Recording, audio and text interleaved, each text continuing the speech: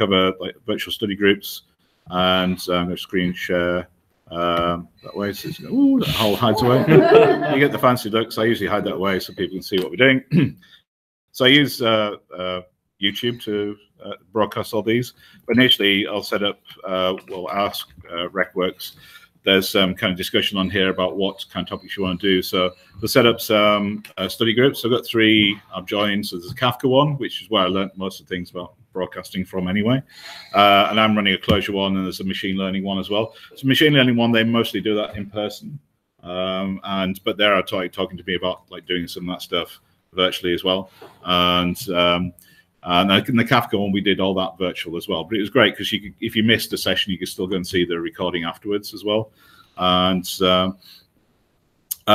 we have like a general discussion about what was going on there. So in the Clojure one, I kind of created a study guide so we can actually go in and like plan ahead a little bit what we're actually going to cover. Which one is it?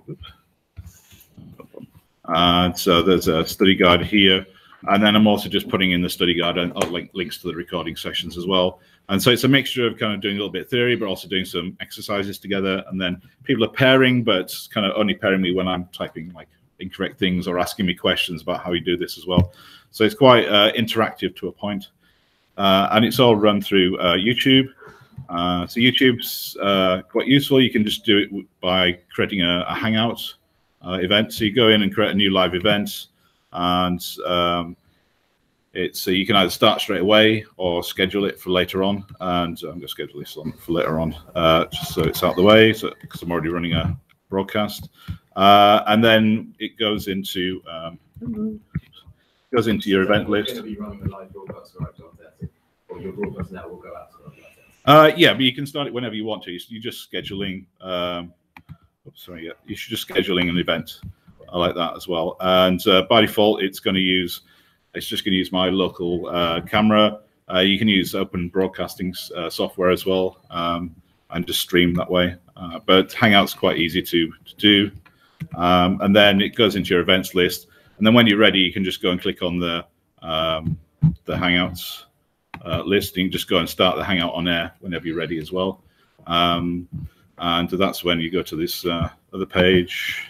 So it gives you the Hangout. Whee! There we go. And you can screen share and slide share. Everybody can show you the video camera, but I don't want to scare the people behind me.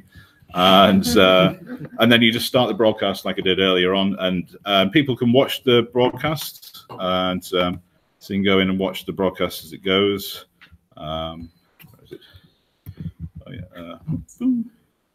yeah. So you can interact here. I should make sure that's on mute. So this is actually my broadcast about 3 seconds ago, and so people are watching this and then interacting with the chats. There's nobody online yet, but you can see this is like just a few seconds behind. So I usually have another screen with the chat there as well, so I can keep up with it as well. And then when it's all over, everything is recorded and it's pushed straight up to YouTube, so there's no editing. But you can go in and edit afterwards if you made a foobar or somebody came in and made a lot of noise by mistake. You can go in and edit it online after it's been published, and so you can go and tweak the video. If you inanely waffled for like 20 minutes at the end of it or the start of it, you can chop that out and make it a lot more interesting and engaging for the audience as well. And if you want people on with you, you can also kind of go in and share the Hangout link as well, so people can be either passive viewers or they can be more interactive viewers as well. So I've had Manny join me on some of these sessions as well and ask me questions live and be part of the actual virtual study group as well. So you could have a group of people doing that. You could do presentations. One of the things I'm thinking about is doing a virtual conference like this as well. So it'd be quite cool to do that. And yeah, so it's really good, and all the information's there, and people can watch it at a time that's useful for them.